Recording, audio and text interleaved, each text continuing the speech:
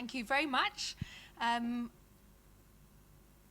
This is actually just probably about one health professional, which is me, rather than all the health professionals.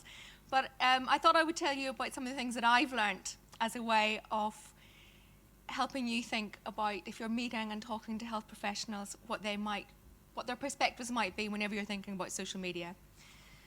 So I have to start by saying that I am not a techno-evangelist. I feel that I have to say that because when we were doing a podcast after a conference that I helped organise called The Digital Doctor, one of my colleagues said to me that he thought I had 3 jobs. I'm a GP, I work in the university, in Cardiff University, I'm lead for e-learning, I'm a lecturer, and also Twitter. He'd actually made an app which worked out how much time I spend on Twitter and how much time my nearly 95,000 tweets had taken to make. And he didn't actually tell me, but he said it's quite a long time. But that is over 5 years. But so I kind of feel that I do need to say that when I approach things, I do tend to be critical. I'm like everybody else here. I hope that we all can think about not using just technology for technology's sake. But I have been known to go to medical education conferences and give talks about 10 reasons why anybody that's interested in medical education should be using Twitter. And the reason that I do that is because my main way into this was to try and connect with anybody else who was interested in how we could make better health professionals who'd be able to work better with patients and do a better job. And this has thrown me up lots of really interesting type situations. I once wrote a blog post about how I felt a little bit uncomfortable about some things that the slang that doctors were using on Twitter. I felt it was a little bit misogynistic, and there was a big kind of lots of different feelings about this. It ended up with me being called a humorless old trout, the most naive, childlike GP ever, and a PC Stasi bigot. So this teaches me that if you are going to raise sometimes uncomfortable subjects, you will get a big reaction. But that does not mean that it is not a job worth doing.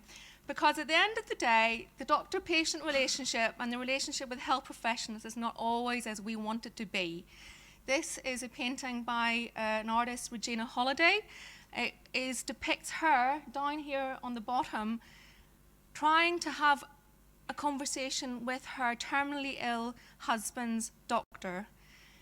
And you can see that this is not a comfortable experience, and that really the reality is that the dynamics within a doctor-patient relationship are often that the power lies more on the side of the doctor and the vulnerability lies more on the side of the patient and the carer.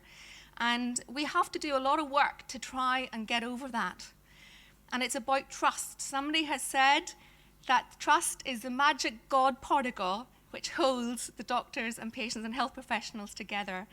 And it's what we have to do. We have to really work at that. We have to show interest and sensitivity to different sort of situations. And we build that, and in our heads, we're thinking about doing that every time we're actually seeing patients and working with them. And my training is mainly always about being face-to-face with patients.